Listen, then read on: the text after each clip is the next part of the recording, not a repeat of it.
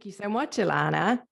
And thanks everyone for being here from all over the world. I was going to reference what a sunny day it was in London today, but presumably the weather was better in Chicago and elsewhere. So thank you so much for being here. And congratulations, Gilles and Bluey, on such an incredible album. I think this is the furthest it's been from my turntable since it arrived through my letterbox over the weekend. So thank you. Yes, so and congrats. So there's been so much hype around this record as well. It's really nice to see it doing so well and getting the response that it deserves. Bluey, before I start asking you any questions, I think you're muted. There we go. Perfect. Just so I could hear you. Sorry, I'm very loud. Welcome everybody. So many wonderful places being represented. Welcome. It's amazing. Worldwide. It's amazing. It just shows the appeal of this, amazing sound that you guys have created. On that point, obviously, the album references this highly undercredited, under-celebrated Brit funk, British jazz funk movement of the late 70s and early 80s. I mean, the album itself and the Strata sound represents a more of a new wave. It's sort of taking it in a new direction. And we'll talk about that in a bit. But first, let's talk about those Brit funk influences, because obviously that movement was extremely formative for both of you in different ways. Gilles, you first. Can you talk to me about your discovery of Brit funk and the impact that it had on your life? Hello, thank you for introducing us. Alana as well, brilliant. It's really great to be with you, Anne, as well, because I actually met you through an interview you did with Bluey and me last week for Jazz FM, and Bluey was like, "We got to do it, Anne," so that's good. So I'm glad that we can have this sort of chat. Brit funk, massive for me. I didn't think this was going to get to this kind of point actually when I spoke to Bluey over a year ago. Bluey and me have always wanted to do something together, and since the incognito days of Talking Loud. This was the perfect moment actually to record a record before lockdown, and obviously we didn't know what was going to happen. Brit funk, to answer your question, for me, I think, growing up in South London, French family, French mum, Swiss dad, I was going to the French lycée, so I was kind of living in a French environment. And I wasn't really that connected to sort of London, really. I was just like a foreigner in London living within the sort of French sort of circle. And my parents made a big decision when I was, I think, about 9 or 10 years old. They decided that they didn't want me to go to French school anymore. My brother didn't do so well. He's older than me, and they were like, no. And it was also they were sending me to a school in South Kensington. I lived in Cheam, so it was quite a journey for a sort of 9-year-old to go to the West End. You would never do that now, I don't think, unless you're a really bad parent. But in those days, they let you do it. But anyway, my parents basically decided that it was just in time for me to go and do the English thing. So I went to school, and I had to get my 11 plus to get in. I had to change the way I wrote so that I could be understood. Less squiggles and more kind of graffiti. And I got into English school. And the first thing I realized when I was at school was that I needed to kind of belong. There was a big difference between the sort of French way, where there was no uniform and everyone was into everything, and it was super eclectic. To the English way, where suddenly I had to be like in a gang, or I had to be part of a tribe. So at my school, boys' school, rugby playing school, called John Fisher in Purley, I somehow found 2 other boys who kind of took me into their wing, really, of the playground, and introduced me to what they were into musically. And fortunately for me, one of them had a sister who loved listening to Brass Construction and Earth and Fire and Bobby Caldwell and Brit funk. And so that was it. I found my music, I found my identity, I found my uniform, I found, everything. And so, from that moment onwards, I became a soul boy, really, a Brit funker. And yeah, so that's how I got into it. And the level 42 thing was a real obsession for you. Talk to me about your relationship with that band in particular. Yeah, well, I think the other thing that I thought, and looking back now that we've made this record, and I'm talking to a lot of different people, and I'm sort of just getting deeper into the whole movement really in that era. I think one of the things that sort of really got me when I was young, sort of we're talking 12, 13, 14 years old, was that, of course, I couldn't go to the clubs. You discovered the pirate radio. I heard Radio Invicta. I heard Robbie Vincent on Radio London. Greg Edwards, the best disco in town on a Friday. I used to do babysitting on a Friday, and they'd go out across the road, and I'd basically obviously look forward to just listening to Capital Radio and Greg Edwards and imagining I was in the Lyceum. At the age of 13, 14 years old. And so that was kind of bringing me the kind of club thing through the radio. But basically what makes this scene, I feel, unique on reflection was that there was a club scene that, it was attached to DJs and to dancing and to that community. But for me, what was amazing was that I could go and see some of these bands performing live. And I'd get the train actually to Victoria, because at Victoria Station, which was about 40 minutes from Chima where I lived, there was a theatre across the road, which actually became Pasha, a discotheque. But before it was Pasha, it was called The Venue in Victoria. And on a Friday, I think on monthly, they used to have like 4 or 5 jazz funk bands that would play there. So I'd go up and get in. I'd be the first one in at 7 o'clock. And I'd be out just before the last train back to Epsom, and I'd get off at Chima. So that was where I discovered all these bands, like Second Image, UK Players, Incognito, Level 42. And I'd just be that kid on the front, just like literally on my own, no friends, just sort of completely, because my mates wouldn't even come with me. I was beyond them already. The guys who'd introduced me to the music, they were like, yeah, he's really into it, like worryingly so. And so I just got up there on my own, and I'd watch all these bands, and then I became particularly obsessed by Mark King's bass playing and how he managed to play the bass and sing at the same time. And he had this amazing band, and who was just sort of full of energy and everything. And so, yeah, I mean, I saw Level 42. I worked out about 10 times by the age of 16. And, I used to go to like Guildford, the civic halls, and I'd be waiting outside the changing room in case Mark King might come out that way so that I could get him to sign my record. Did he get to know you? He must have come to recognize you after. No, he didn't. But the funniest thing about Mark King, I don't want to sort of stick on this too long, but funniest thing about Mark King is that I'm on BBC 6 now, and the DJ who's on before me, or was on before me until last week, was Liz Kershaw. And Liz Kershaw was she stuck out a little bit on a Saturday at BBC because, before her is Huey Morgan, who plays quite a lot of funk and soul and good, cool stuff. And then after me is Craig Charles. And then Liz was like kind of old school Radio 2 pop kind of, like playlist type stuff. So I'd go on, and we didn't have that much kind of connection between the two shows. But anyway, about 3 or 4 years ago, I'm coming in to do my show, and we're in studios next to each other with a great big window in between. So I can see what's going on in her studio as I'm preparing.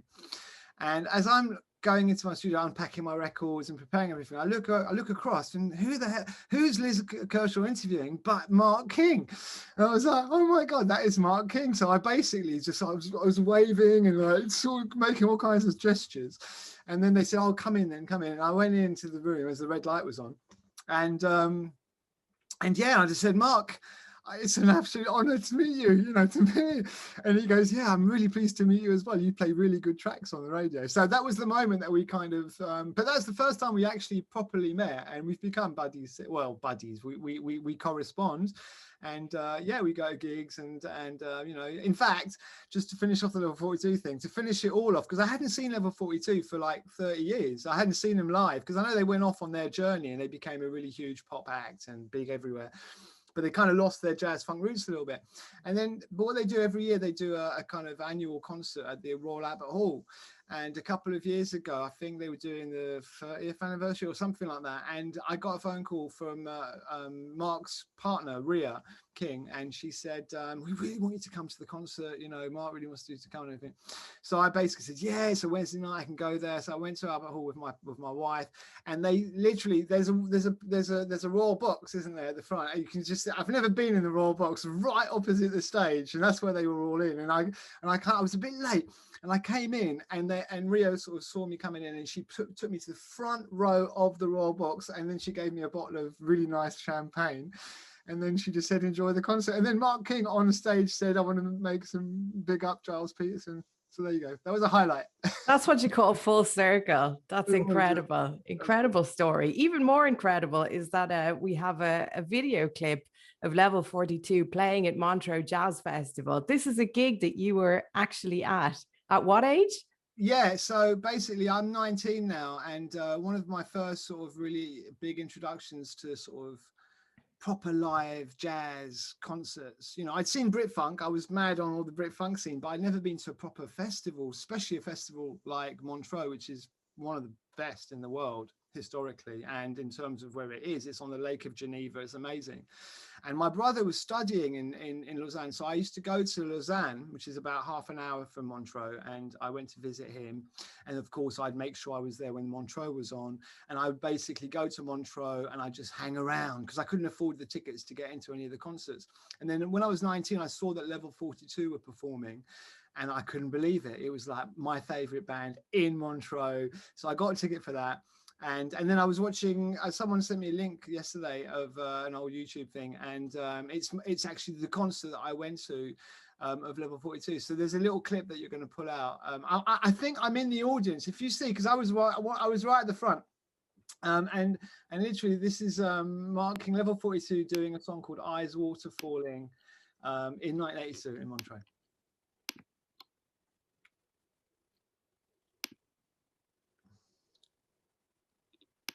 Okay, this song is off of The Pursuit of Excellence. And this one, yeah, it's got Eyes Water Falling.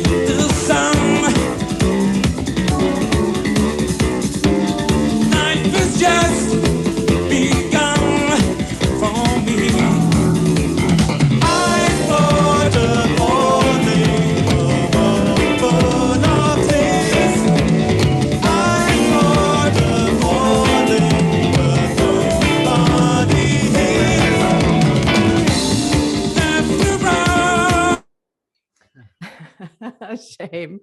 Unbelievable. I mean, I thought I would try and look for you in the audience. I was too distracted by Mark King's incredible bass. It's like playing lead guitar and singing at the same time. It's unbelievable. Yeah. How does anyone do that? But let's move on from Level 42. And I want to talk to you, Bluey, because obviously Giles experienced Britfunk as a consumer, you know, as a teenager. But you were at the forefront of all the action with Freeze and Light of the World and Incognito. Talk to us about your experiences of the Britfunk movement, particularly at the beginning. How did it begin for you? Well, for me, I was a musician, guitarist, songwriter from a young age who was in love with soul, jazz and funk and the Latin influences and African influences that we got, because living in Britain, that's what you got. You got a lot of people coming from the Caribbean islands, Africa, and there's a real love for that whole sound. And there were bands that were already out there that I would go and see. So before I could even get into a pub, I would stand outside and maybe get some bricks and put by the window of Thai Farm in places like Harrow and listen to Gonzalez play. And then when they come out and speak to the musicians and meet people like Richard Bailey, who was the drummer at one point, and saying, one day I hope we can have a band together. I'd love to be able to play with you. And they would say things like, yeah, go and do your homework, man, and we like your energy, so come back with something. And I really took it to heart. Bands like Average White Band, I'd wait outside, you know, the venue, and because I couldn't get in, I was too young, and when they unload the equipment, I would grab hold of something and walk into the venue with it, and the people at the venue would think, oh, he's like with the band, and the band would think I'm with the venue, and they'd leave me alone, you know, and soon I'd be in their changing rooms having a sandwich, you know. So making sure I got the best of everything. There were lots of great bands. Pubs had live music, but I wasn't involved in the movement that was going on, and I would become part of the next wave of people, the bands that actually kind of, with a lot of kids that were born over here. You know, I wasn't myself, but I was like probably the only one in Light of the World when we formed that wasn't actually born in the UK. They were like UK kids, you know, and next generation bands like High Tension, Light of the World, and we didn't realize we were opening up a new door. We were just living and being happy that we could play music. I worked at a record shop in Tottenham High Road, and the owner, Joe Williams, he had got me involved with a gospel band that he looked after called New Life, which had David Grant singing, who later became the singer with Lynx. So there was a lot of already a movement happening, but we didn't realize what it was. Giles had connections with people like Chris Hill and Robbie Vincent, and so did Joe Williams, but our paths hadn't crossed. So when we opened up the record shop, I would work in a record shop, and we would use it as a rehearsal place upstairs. And one day, four guys went by, and we're carrying instruments, and they stopped by the record shop, and I thought, oh man, it's like musicians, I've got to get involved. I've got to, you know. And at the time I was playing bass. I said, look, I'm looking to put a band together. You guys, you want to come? I've got a rehearsal room upstairs, and you know, I'm a bass player. And they said, oh, well, we've already kind of started putting a band together, and we've already got a bass player. I said, oh, is that so?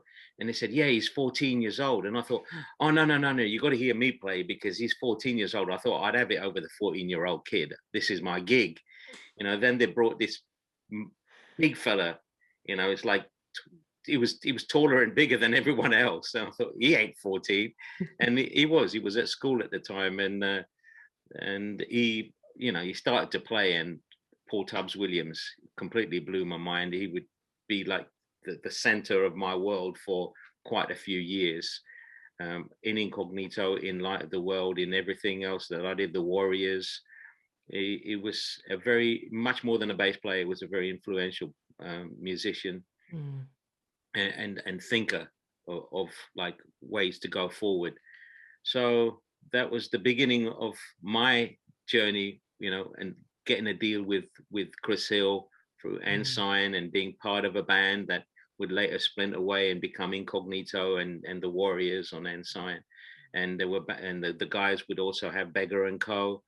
And various bands came from that, and they end up playing and influencing the mainstream people like Spandau Ballet. They played with them, you know.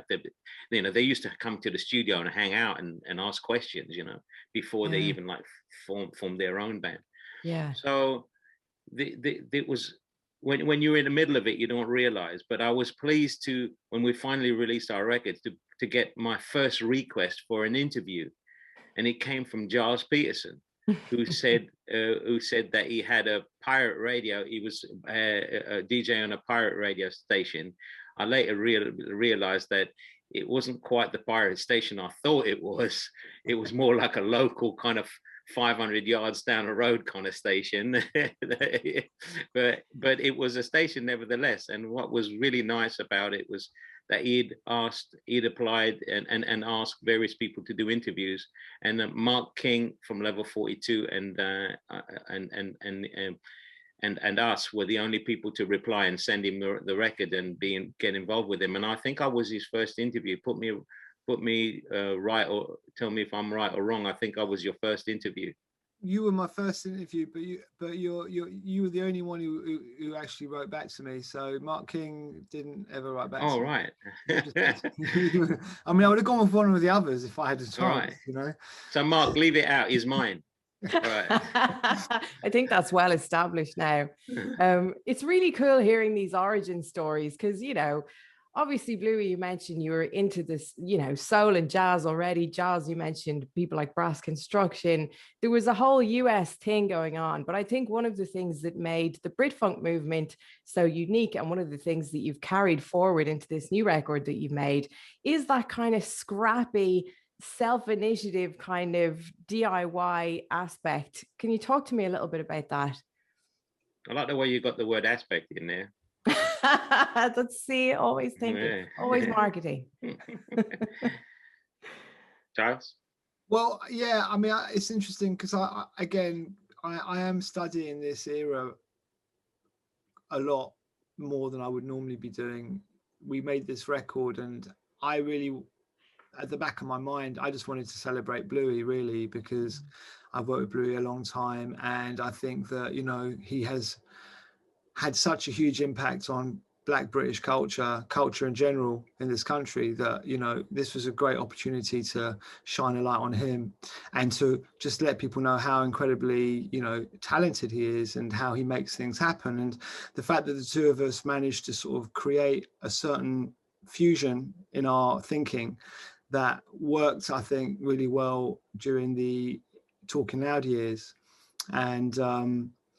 And so, yeah, again, now it's important to sort of to say that about Bluey and the reason I'm doing it. But as I'm doing this project, I'm also kind of appreciating what it was about that movement that, for me, it just introduced me to so much stuff. You know, people forget, you know, I was talking to Paul Bradshaw yesterday about why was Brit Funk kind of almost ignored, because in a way, if you look at it, if you Google it, there's very little. You know, there's a few clips of Chris Hill, a couple of Soul Weekender things, a bit of someone on Top of the Pops, but really, you know, in truth, for what it did, there's nothing there. You know. And so I was talking to Paul Bradshaw about it. I was saying, you know, because he was working at the NME at the time, and I was asking, how come, you know, the press wasn't really, you know, why wasn't it getting played on the main radio stations and on Radio 1 on the playlist, or why weren't the NME and Sounds and Melody Maker writing about it? And they all thought it was a bit uncool. And the black music that they were writing about was either reggae because of its association with punk and the Clash and all of that, which is great, or they were kind of focusing on the kind of more sort of eccentric black bands like Parliament Funkadelic. So if they'd come to town, there'd be loads of hype about them, and there'd be a feature about them in the NME, or there'd be an article about them in the newspapers. But Brit Funk was really largely ignored. And what made Brit Funk kind of amazing was the fact that without any of this sort of backup, it managed to be its own living, breathing, organic, growing thing. And so groups like Azimuth, Jazz Carnival, an instrumental track, they're from Brazil, it's not Brit Funk, but that got in the charts. It got in the pop charts without an instrumental record. The Groove by Rodney Fleming got in the charts. High Tension got in the charts. Why did they get in the charts? Because there was a self-made, homemade movement. So incredible. And it was a movement that actually, again, on reflection, I'm realizing it's the first time that club culture and live music culture and a DIY aesthetic and a diverse community, right? No one was telling you got to have this and this to make that. It was a natural, very, very happy, positive cultural exchange that was happening in the UK. So that to me is massively important. And the fact that Bluey was there in Freeze, he was there in Light of the World, he was there in Incognito and the Warriors. And when the golden year 78 to 1982, which is what I kind of consider to be the Brit Funk sort of golden age, after that, Bluey, as did, you know, the others, they had to carry on. and grow. And that's really when street soul came along, 808 drum machines came along, and the sound changed. And that led to Loose Ends. It led to Freeze going off and doing AEIOU. It led to David Joseph doing You Can't Hide Love. It led to Bluey doing a bunch of really interesting productions. And it led to Loose Ends. And Loose Ends led to Soul to Soul. And Soul to Soul led to acid jazz, rare groove, Jamiroquai, brand new heavies, and that's it. So without Brit Funk and without Bluey, honestly, I don't think that we would have had the same journey. We'd have got here somehow, but he created, and that movement created a lot and hasn't had the credit. So that's why when Tyler, the Creator, picked up his award at the 2019 Brits, and he basically picked up an award for international artist, and he goes on stage and he goes, I owe all my music influence to Brit Funk. I was like straight on the phone to Bluey and I said, mate, we've got to make that record. Yeah, the time has come. We have dug up a couple of wonderful clips. In fact, let's share the first one now. This is, you talked about Chris Hill, Bluey. This is, it's only a little clip, but it's Chris Hill introducing Incognito at the gold mine. Let's see that.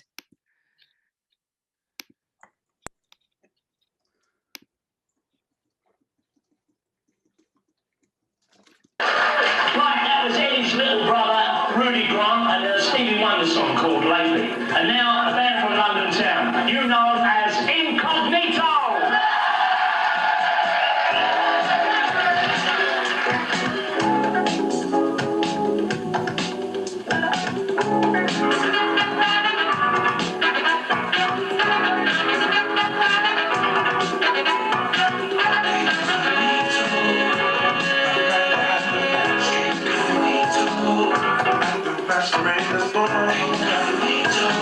Can you see through his disguise? Is he a friend of yours?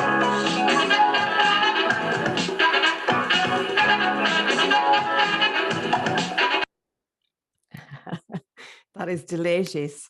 There's another one I want to share quickly before we move on. You mentioned, Jaws, about how this music was sort of crossing racial barriers. You know, there was you know, a lot of the dancing and the music was part of the LGBT scene in the 80s at the time as well. We have this brilliant clip of people dancing in Brixton to High Tension. Alana, if you wouldn't mind sticking that one on, because that's a good one too.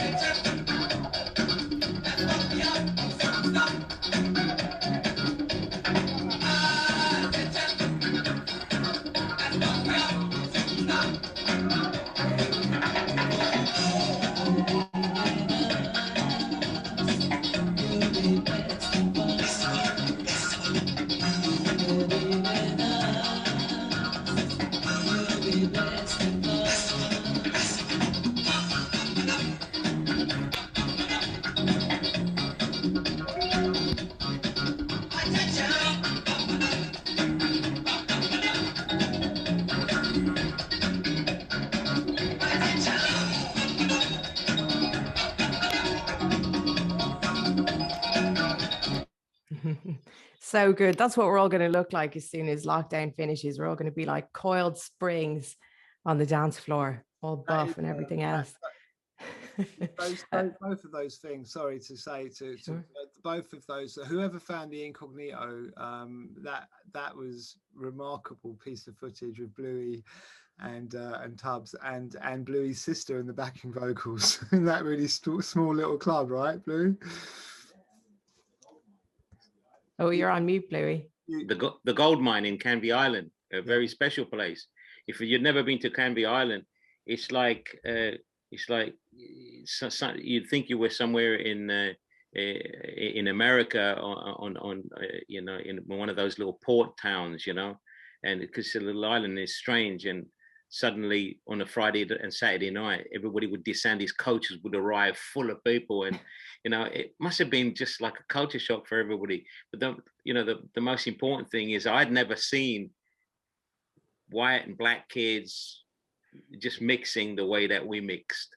I'd never seen that. And it was, you know, Asian kids, black kids, white kids all together and just sharing this love of music that united us. It took a musical movement to make it happen. Yeah. You know, a language that was beyond, you know, any barriers. Yeah.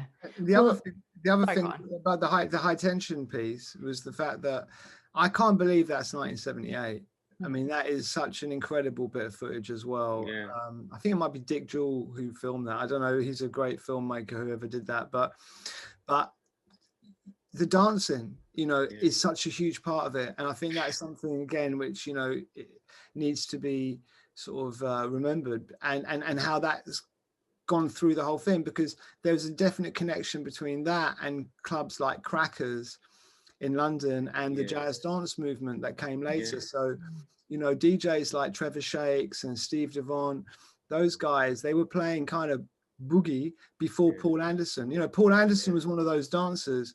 And and so you see that kind of London relationship and UK relationship but this is obviously London. A lot of these bands were London bands, but you see that relationship with, you know, the dancing and the kind of music which, even in America, those groups that were influencing those British DJs, groups like the Blackbirds and Pleasure, you know, the Mizell Brothers, Donald Byrd, all that kind of music was kind of like, it became the fabric of this kind of high energy jazz disco boogie. And the bands came off that.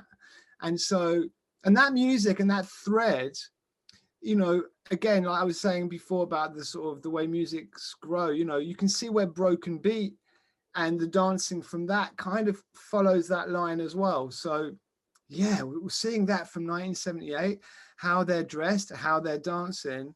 It's amazing. Yeah, it is. But let's push forward 40 years to 2019, because I know that this project had probably been percolating for a while, because obviously you've known Bluey for a long time, but you started working on this record Aspects in 2019. Bluey, can you talk to me a little bit about how Gilles approached you and what the concept was when you first started talking about it? See, when you're part of a movement, am I on? Yeah. When you're a part of a movement, you don't realize the preciousness of it, because you do it and then you move on and you do the next thing. Whatever is new is the thing. But Gilles was always harping on about Brit Funk. You know, it's like every stage of my career, you know, you meet Gilles and he was like, oh yeah, I remember when that tune, and he'd always be putting up some record that we listened back then, and some of them which I even like missed out at the time. I did, you know, his record collection is really wonderful. You know, I'm in one of his rooms right now, and I'm surrounded by albums and tapes. But what's interesting is that his passion for it never diminished, and my understanding of it had never diminished. But it just like, as a musician, you progress, you've got different things, different sounds, different influences. You know, you're also trying to make records in a way for what you think is the next audience, or what the movement. And there's part of that creeps in, although I've tried to stay as true to my sound as possible. But Gilles was always going on about it. And at one point he said to me, have you got any tapes? Have you got any old tapes? You know, something that you didn't release it back then. You must have something. And he knows that I would have had some kind of 1/4 inch or cassette lying around. And I thought, for a laugh, for a joke, I'd go in the studio and just myself, just sit around, put a little beat together, and maybe play a little bit of live hi-hats and stuff, and put a bass line together, you know, get the bass out, get the guitar, and sing a little line and play some basic keyboard chords that I know, but give it that kind of raw flavor. And I did it, but I couldn't hold up a straight face when I played it, because when I played it to me, went, yeah, yeah, yeah, that's a tune, you know. It's like, so I was really excited. So I said, no, no, no, no, it's not new. It's not old. It's like, I just did it myself. And he said, that's it. That's the start. We've got the first tune. We've got the first tune. And he energized me, because I did it for a bit of fun to kind of please him, but also to see how much how connected I still was with that sound. And Giles had pushed me there, you know, because there is an understanding of that sound from me, because I was part of it, you know. And I've explained it to you in a way that you really liked the other day. It's like, you know, you always remember your first kiss, you know, and no matter how many kisses you get afterwards, you still remember how it was, the awkwardness of it, the kind of like the thinking about going in to make the move to have that first kiss, you know. It's like, there's a lot of memories attached to it, because it's a monster of a journey. Once you've done it, it's like gets easier, and sometimes gets too easy afterwards. But that first one, you have to work for that one, and you have to worry, and you've got to make sure that you're smelling nice, and you've got the right brute on and everything, you know. It's like, so it was a memory that it took me back, that was really vivid for me, and really great to get back to, because there is an innocence that we leave behind sometimes. Giles pushed me to recapture the innocence and not lose it. Yeah, captured so beautifully as well. I mean, what was the, because obviously, you know, musically, like you say, Bluey, you were kind of there coming up with the musical concepts. Giles is obviously better known as a broadcaster and a DJ. How would you define the kind of roles you both played as the making of the album progressed? See, Giles is a major producer. And I'll say that because I have a clear understanding of what it is to produce a record. You've got to give the people the right instructions, because you pick the right people. You pick the right people, you're going to get the job done. But to put them on path, you play them the right music. Every time I used to go to see Giles, whether it was at Bar Rumba or at some festival, you listen to a Giles set or get a cassette of one of the sets that he's done. You're inspired, because it's a musical journey that sometimes I've got bits and pieces that you've either forgotten about, or that you're being introduced to for the first time, though this thing has existed for a long time. And he has a way of doing that and putting people together. Most of Incognito's success in the 90s was because Giles came into the room and went, no, do it this way, and go and cut this track now, add this to the album, or change the drums on that, on Colibri. Can you just change that, make the snare deeper? So he's a producer, he knows. And the two of us, my knowledge of how to get it done, and his knowledge of like, this is the sound we should have, it works. And he's been doing it for years. He did it for a lot of bands on Talking Loud. He wasn't just an A&R guy. An A&R guy is part producer anyway, but he was more than that. He'd know the right people to connect you with, you know. It's like when our singer got sick, it was him that came in the room and went, Jocelyn Brown's in town, I can get her. You know, it was like, whoa, really? Somebody else's guy, you can get her? Yeah. Next day she was in the studio.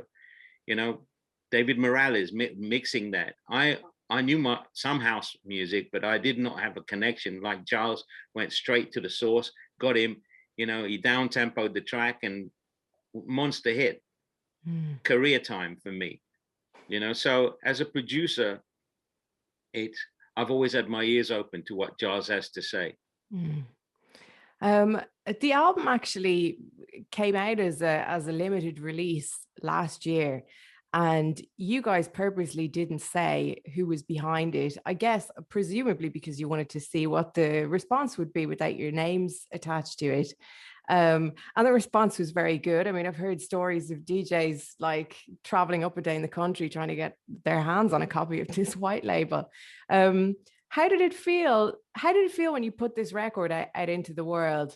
Done with the same kind of scrappy DIY attitude, clearly, as that, you know, original Brit funk movement had. How did it feel when you released that record and it had such a good response?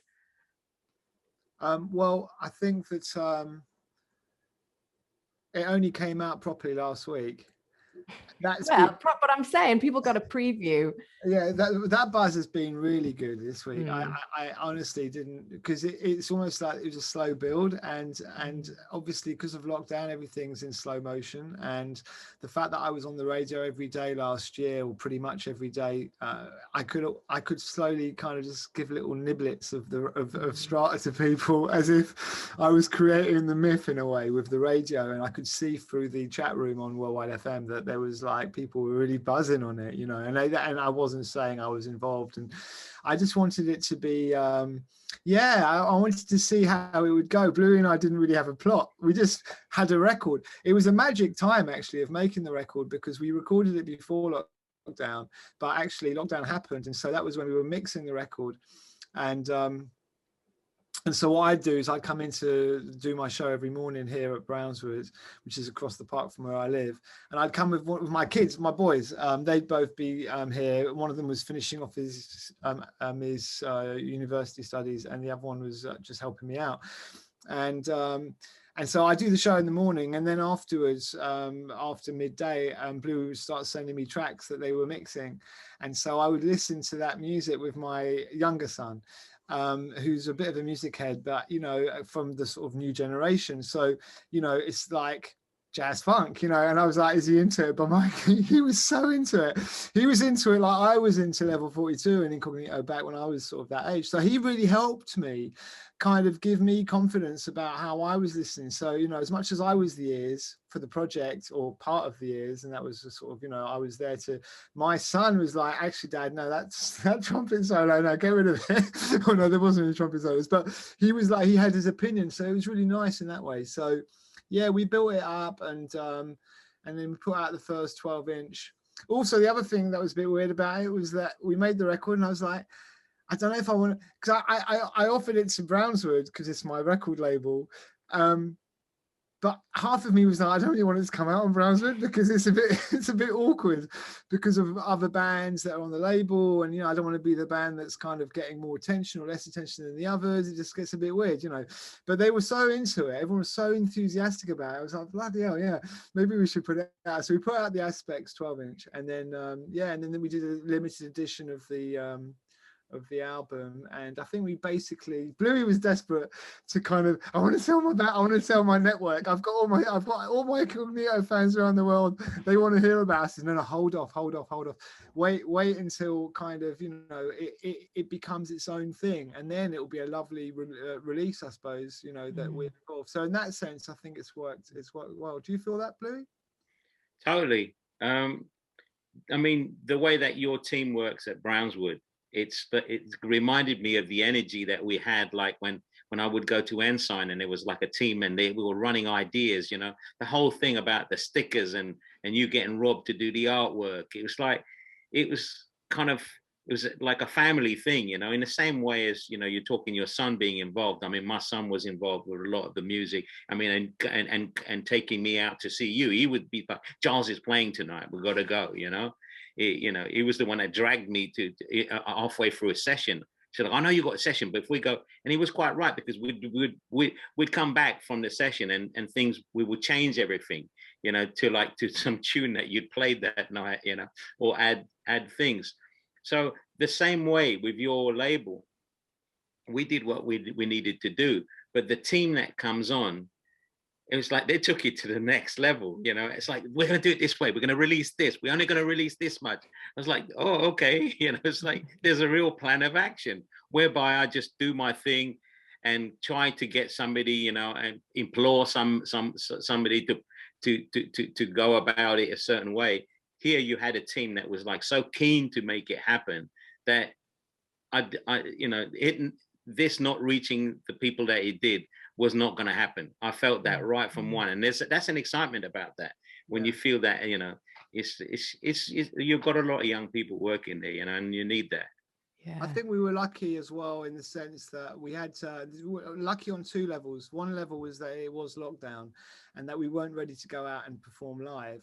So in a way, you know, we had a ready-made product with a bit of a story, which kind of, you know, of course, if you can go out and perform live, which we are talking of doing, by the way, to everyone watching and interested. You know, we are actually playing. I mean, I don't quite know what I'm going to do. I'm going to be the guy playing the bass, but you know, if you look closely, it won't be connected to the amplifier. You'll have it up here and you'll be singing at the same time. So the other thing that you're going to put tape on your thumbs. I'll go all the way now. But I'm even going to sort of get the blood going and everything. But the other thing that was interesting about this, and I find that with projects I've done before, you know, when it just begins to kind of, there's a real feel good factor about it, and everybody's like committed and emotionally attached to it. And everyone at Browns was being so brilliant, and even to the point where we weren't quite sure what was going on with the artwork. And we did go down a certain route with the artwork. I can see a few people mentioning it in the messages. And you know, we had good artwork. We had a really interesting American designer doing the artwork at one stage, and it was cool. But I don't know what happened was, I think Bluey and I just looked at each other one night and we were like, it's just not quite there. And Rob, who's my MC and does a ton of brilliant projects back in the day, from Galliano to Two Banks of Four, etc., etc. He's a really good artist, and he that's something that, funnily enough, in lockdown, we've all sort of found something, well, you know, that we didn't know we were good at, and he's basically become this really, you know, just, I can feel it, you know. And I just said to Rob, mate, we're in a bit of a stick here. We need some artwork by like tomorrow, and we're going to have to send it out. We've mastered the album. We just need the thing. And he just delivered the whole kit and caboodle overnight, really, and lots of variations of this kind of image. And working in the music industry, working on projects from Incognito to New Reconsole to Ronnie Size and Represent, projects that are kind of, you know, it's not just about the music, it's about, you know, the full package. So the best records are generally records that you remember what they look like before you even remember what they sound like. You know, think of Massive Attack, think of, you know, Bjork, I don't know, think of all these records and the packaging. I mean, for me, another classic from back in the day was the New Reconsole album, because it was the cigars and it was Cuba and it was Latin and everything.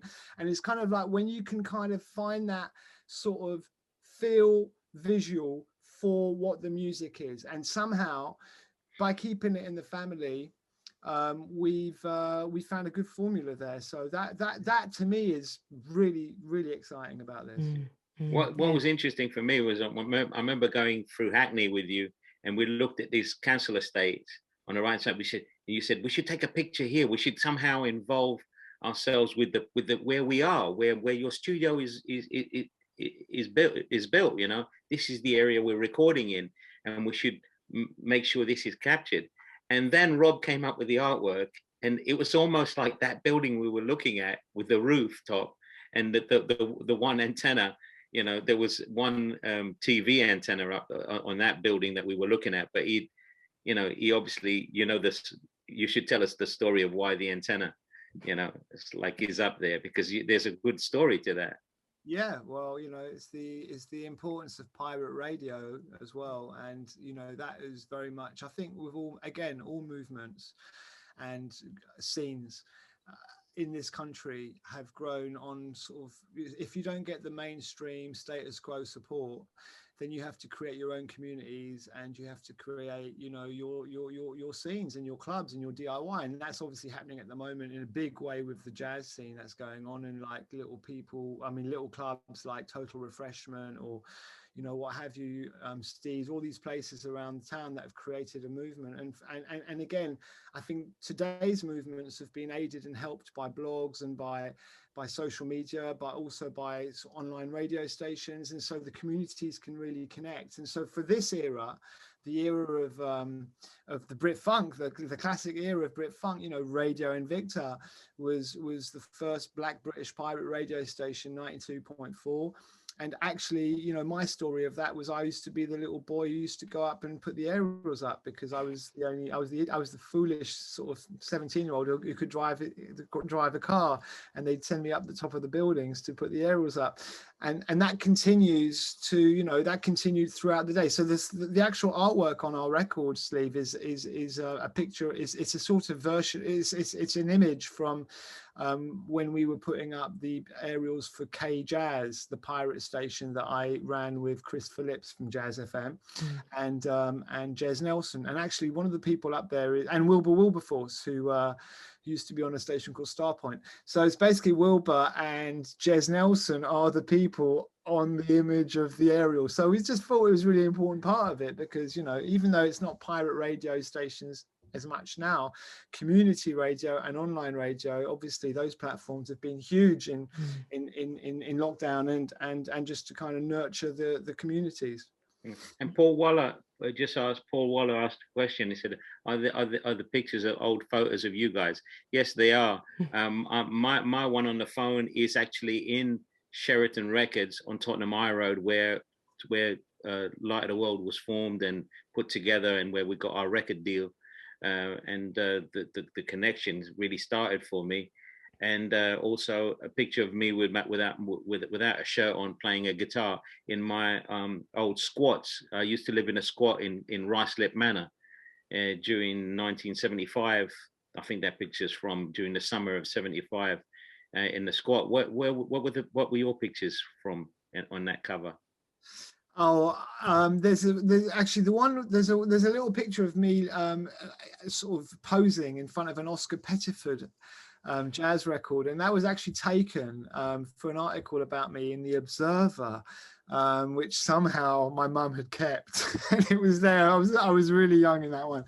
I think that was when I was probably doing that pirate station where I invited Bluey at the time, when there was like 10 people listening, or 5 people, no one.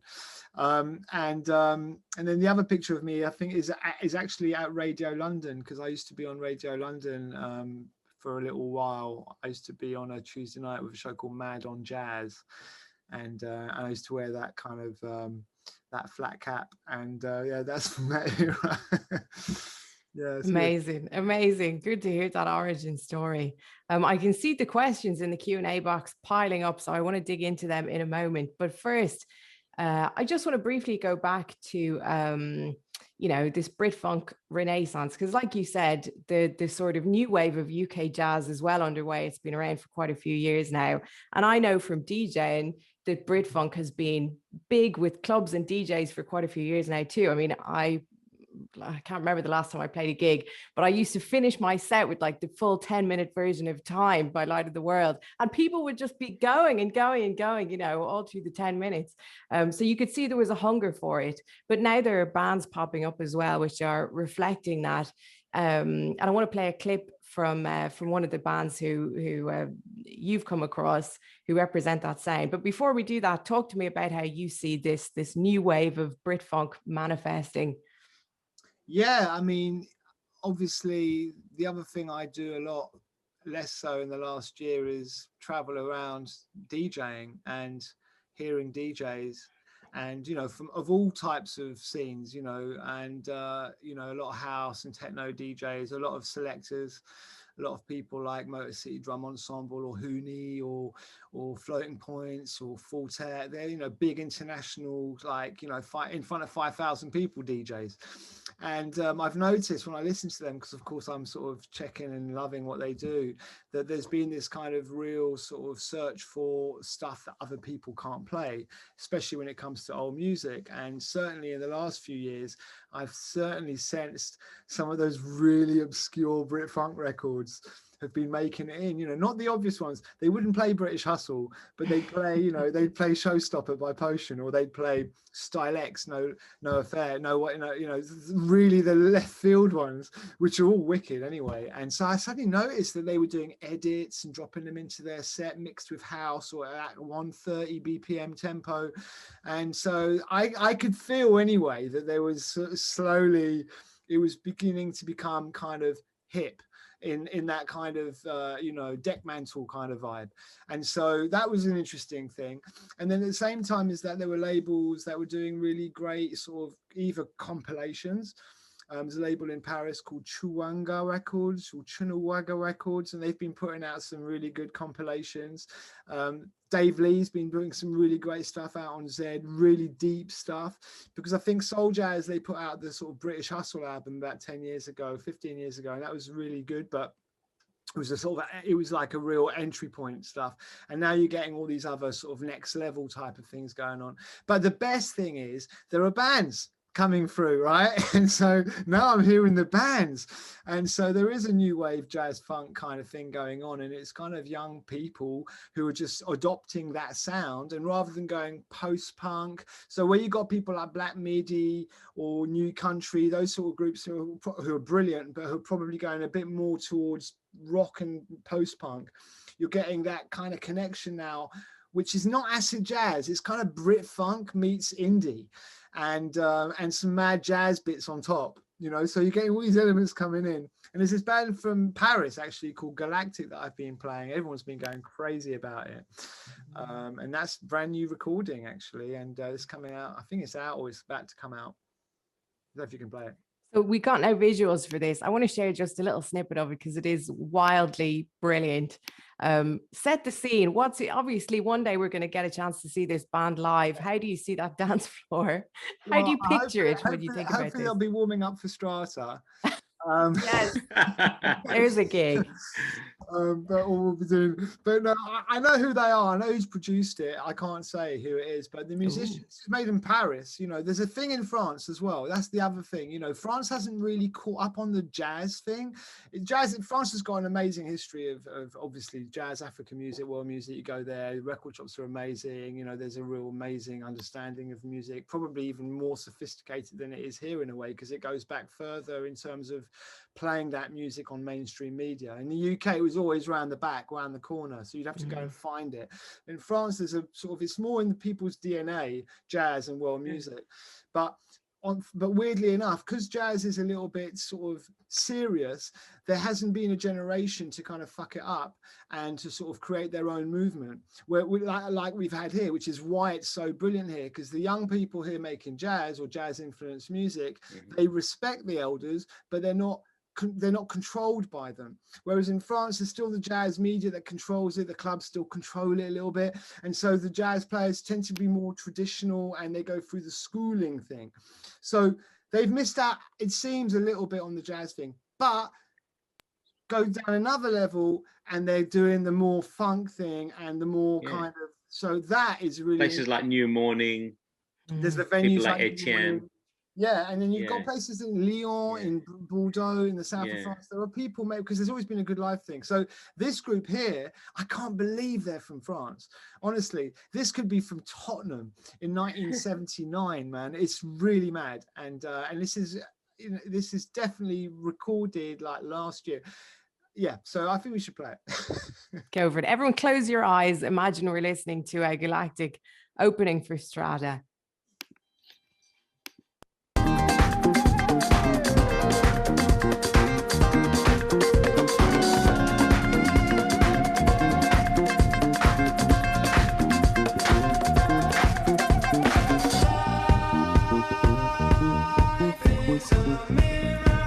So it's best to smile.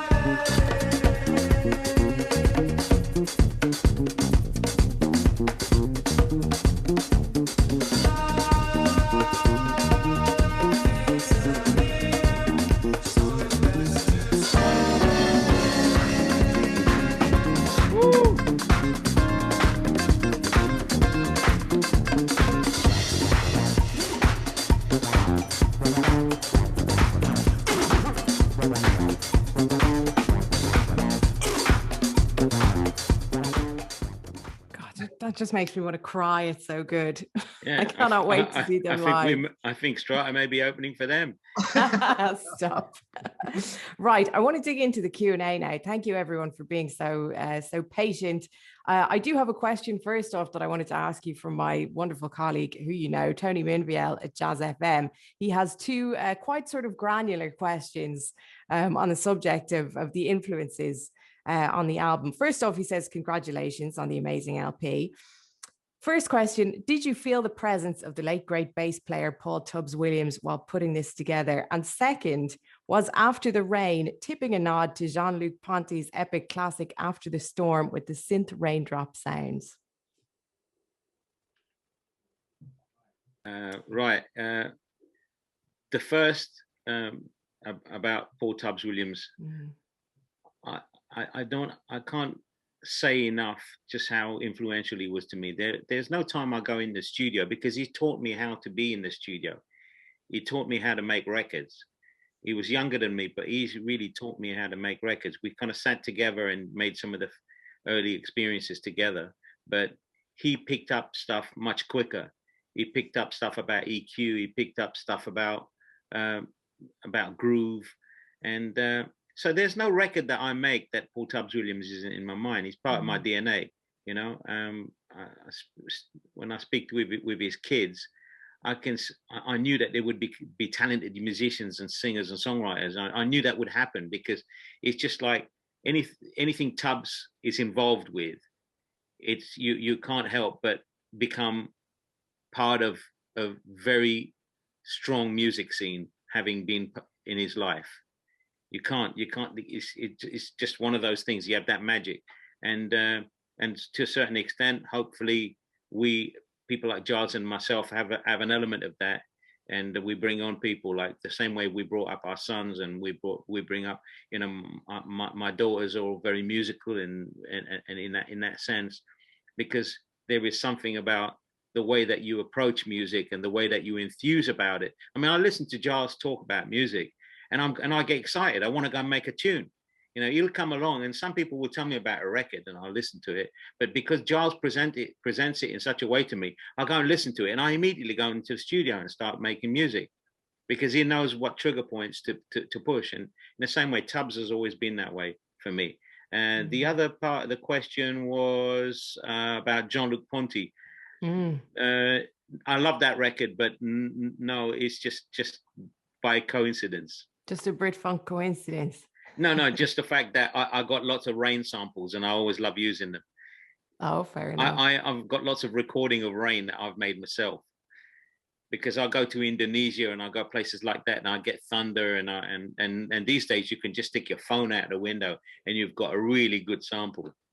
There's a whole other album there. Yeah.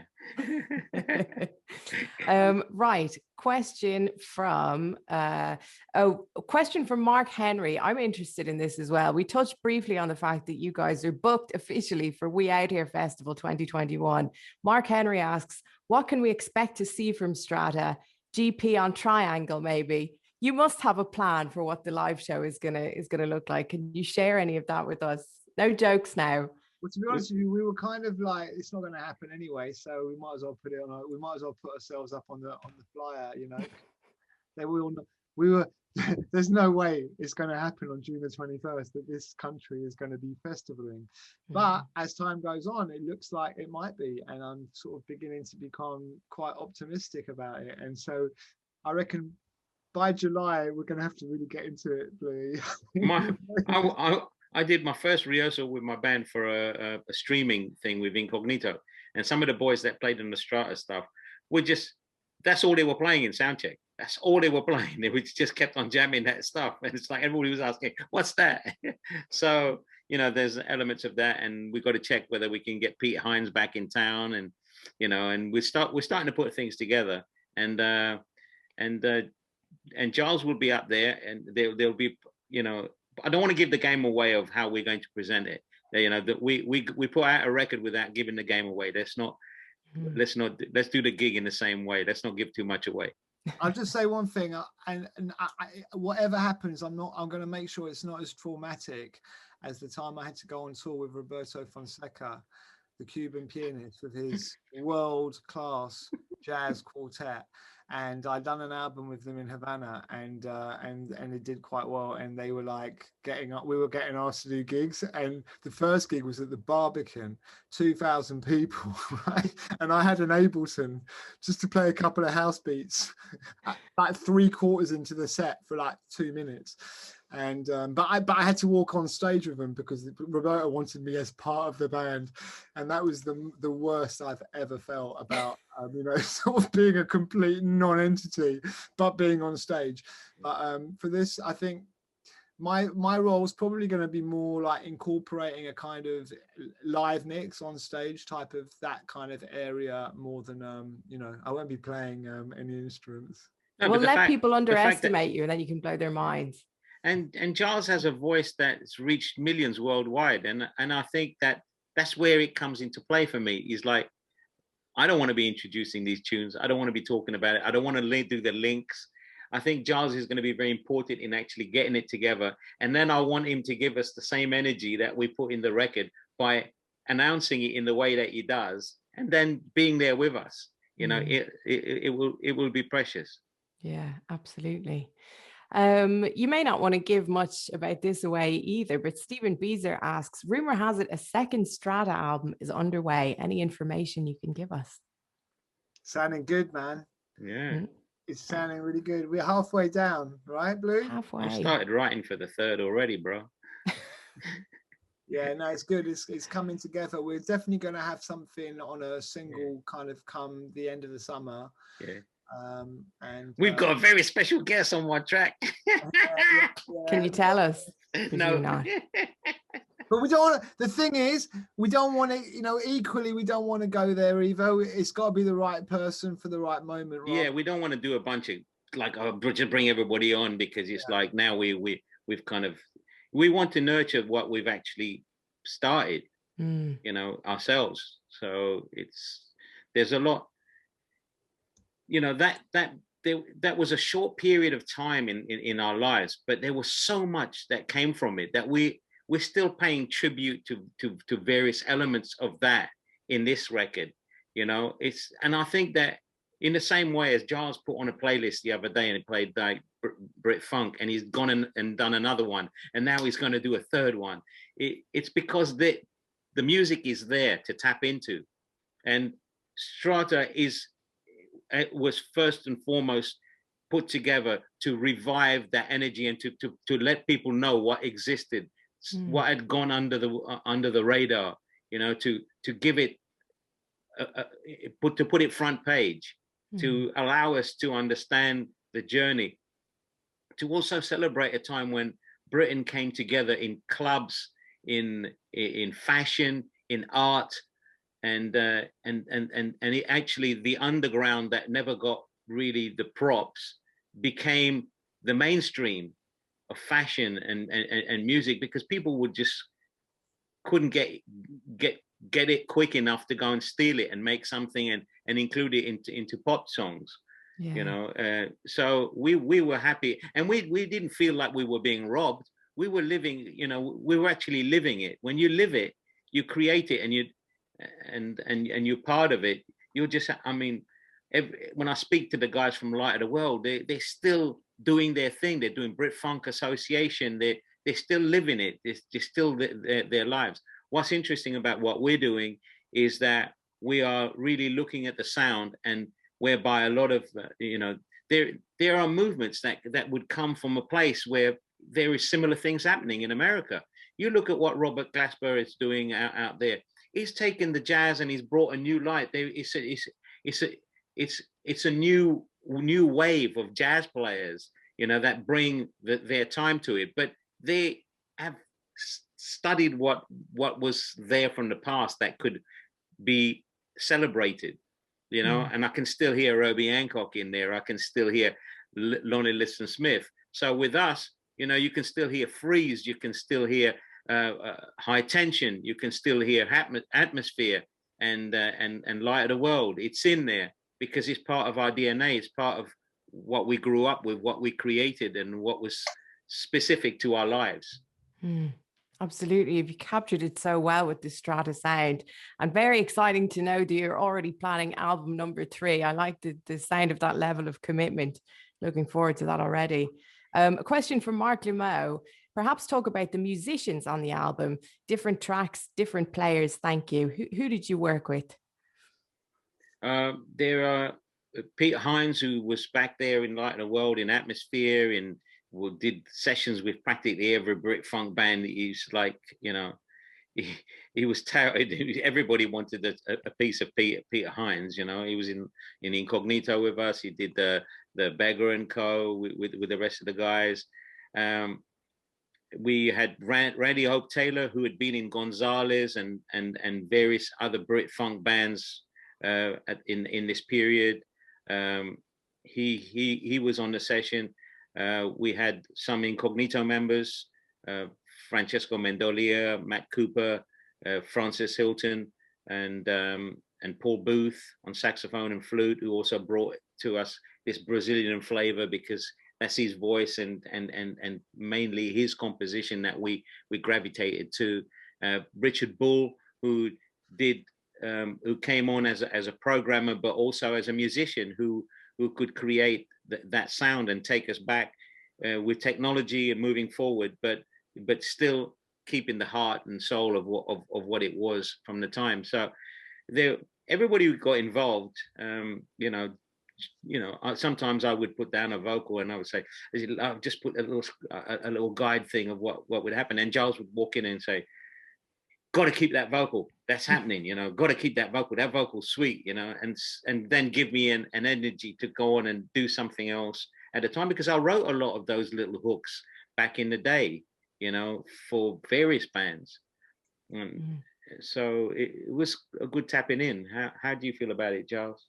Yeah, no, I thought it was good. A nice mixture of energy. Some of the members of the Incognito team who actually, you came on to the Worldwide Awards, the virtual Worldwide Awards, and got your Lifetime Achievement Award as well, if you remember rightly. And some of the players were in that.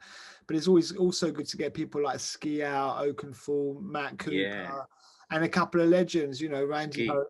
Yeah, Ski's great, but Randy Hope was so good to see him, because of course we spent a lot of time with Incognito, and he's original back in the day. And you get some stories. Yeah, stories, yeah. But the one and only, the one here who is, again, as the years gone on and I've got deeper into it all, I've noticed that Peter Hines is everywhere. He's everywhere. So to have him on the record was really magical. And to be honest with you, there's a couple of people I'm noticing on the message, on the questions, that someone's just said we should say something about Jerry Pike, who passed away recently, because I think that Atmosphere and, well, actually Elite Records for me was the kind of, Ensign was important in terms of sort of nurturing a lot of this music, but Elite Records, set up by a guy called Andy Soika, that label is serious. And the first record I ever got as a DJ was as a promo copy, i.e. it was sent to me for free, because I was calling and writing letters to see if people would come and be interviewed by me. I was also writing to record labels to ask them if they could send me records. And the only people who sent me a record, when I was 16, 17 years old, was Elite Records. And the record they sent me was a double A side. On side A was Sandstorm by Level 42 instrumental, and on side B was Double Journey by Powerline. And basically those records added to Atmosphere, Dancing in Outer Space, and that whole Entrance album was very much heavily influenced by Jerry Pike, and so he was a big part of the game, very much a big influence on this record. And of course the king, really, Andy Soika, because he created so many street soul records as well as Brit Funk, and just maintained an independent label during all of that time. So maximum respect to them. Also maximum respect to Freeze, because the album Southern Freeze, of course, Bluey wrote Stay and was a founder member of Freeze, but that album Southern Freeze,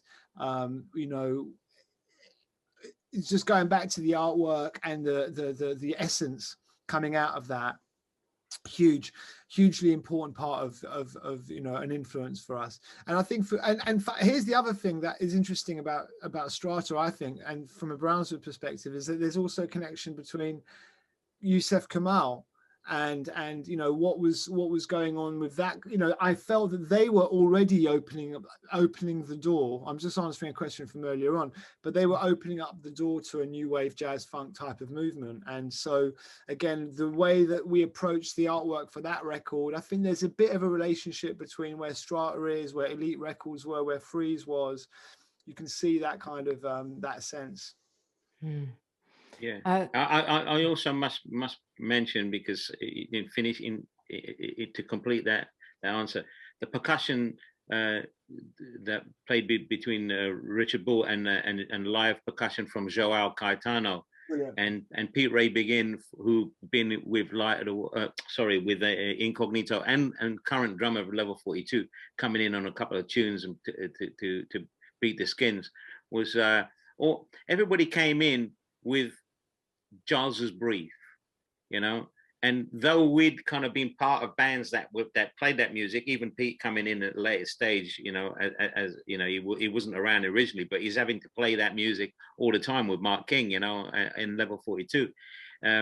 It's we all have the reference points, but it took somebody to actually say, we're actually going to go down this route, and we are going to, and when we're not going down that route, I'm going to be there to remind you, not this. No, you're going the wrong way. Too much fusion, too much this, cut out this, take that, simplify that. No, push even harder, break it up here. You know, it should sound rough, more this. And it's like, you know, that was absolutely necessary. So thank you for guiding us, Giles.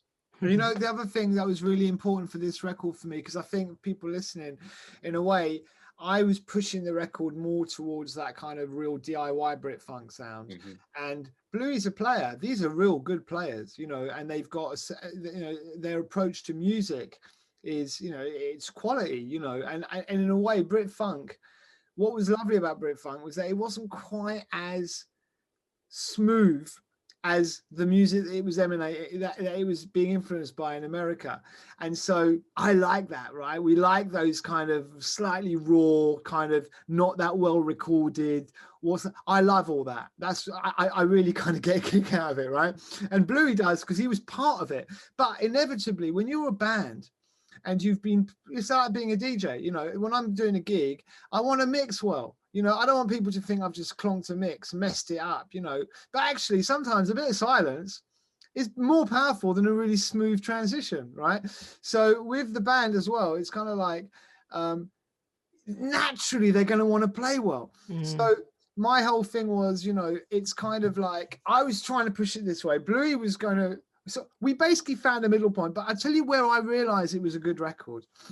I realized it was a decent record, was when I was going up in the summer. I went up and did a gig, one of those like socially streamed. Yeah, no, it was a live event. It was one in Manchester. I had to DJ, but it was like massively socially distanced. Oh wow. It was like 1,000 people, but like you couldn't hardly see them. And the volume of the music was so low in case people sort of spoke too loudly over the music, right? So it was a kind of weird gig to do. But anyway, the gig was fun just to see all my friends in Manchester. But on the way up, as you always do when you do these gigs, that's when you listen to music. So I was going up on my drive with DJ Brownswood, who's my friend and cohort and driver, and we're driving up there, and he hadn't heard the STR4TA record, and I just said, let's have a listen to this. I hadn't told him I was doing this record, Bluey, because Sean is real critic. He's super critical. You know, you always have to have that one mate who's super critical, you know, who's going to tell you the truth when it hurts, you know. So I didn't tell him it was us. And I put the record on. I could just see him slowly really getting into it. But what I got into it because I was listening to it outside of the context that I'd listened to it in, as in analyzing music in my room. You know how you do. You have to listen to music in different environments to really catch it. Yeah. And so suddenly I'm listening to the music and I'm hearing the growth of tracks like We Like It. Is it We Like It? Yeah, like it. And all these tracks, for me, I was like, man, I forgot how well Bluey's done, how they've just, the track, it's more than just a groove. You know, there's a real, so I was really getting into it. Like I was listening to, you know, just a great record. Yeah. So that was good for me. I felt good about that. Right, you just remind me of a transition we used to always have when I was working with Light of the World back in the day. We'd finish it and we'd hear it in the studio, and of course we don't have those big speakers in our homes, so we'd kind of crank it and everything and listen to it, and then they'd listen to it on the small monitors. Then we'd be like, can we have one more listen on the big ones, you know? So they'd give us that. But then what really brought it together, where you really heard stuff, was when we took the cassette and put it in the car on the way home. That's where it came together. That's where it's like suddenly I'd hear things that I didn't hear, you know, and like get excited about, did we really do that? That you're lost in the magic. When you're listening to it, you're like, it's almost like a club when you put them on the biggies, you know, in the studio.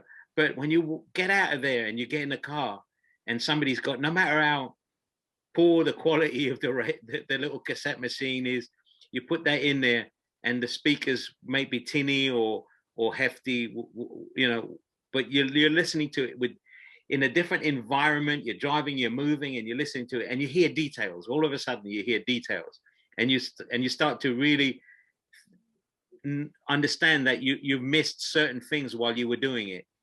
But I'll tell you another thing that is really interesting about this record. I don't think we've given him any praise today, but the engineer, your engineer, Mo, is amazing.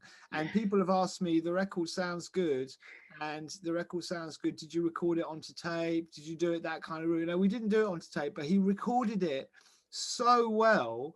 And he's the same guy who I don't know if anyone had heard the Ashley Henry album that came out, which is really good record as well, a couple of years ago. I thought it sounded really good. And I think that Mo is a real Mo Hausler, right? He's such a scientist, and he managed to get good sound, and he also mastered the record. So if you've got the vinyl copy of it, it does sound really good. Oh man, it's one of the best vinyls. I was so proud of it because we're listening to a lot of vinyls in recent times, especially since lockdown. And then when you get a quality cut like that, you think, that's us, man. It sounds so good. Sounded good. Yeah, it was a really good cut. One more question from the Q&A. And I guess this fits in with the fact, I mean, Gilles, at the beginning of the conversation, when you were getting this project started, you mentioned lockdown being a factor in actually getting things going and making a start. And I'm pleased that you guys are already working on album 2 and 3, because I imagine when things ease up a bit, it's going to be difficult for you to find the time to really work on this. I mean, are you worried about that? Because obviously, you know, Gilles, you've got a book coming out, Bluey, you've got this Apple Music thing coming up, and obviously all your other various different projects.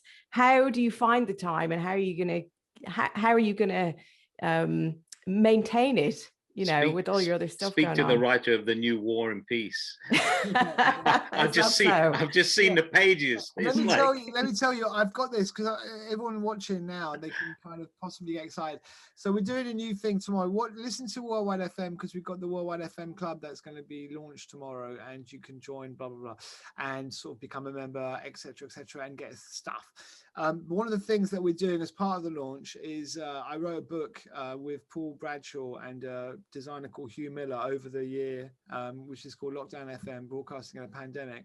And basically the book's gone to the printers, but I had a quick sort of dummy proof of it today.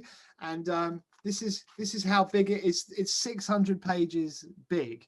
And it's really exciting. I'm really pleased about it. So that's going to be part of this. You can get to the book through the Worldwide Club, but also we've got a record club that's going to be launching as part of that. And even though everybody knows that the vinyl's sold out, we didn't realize how popular the vinyl was going to be.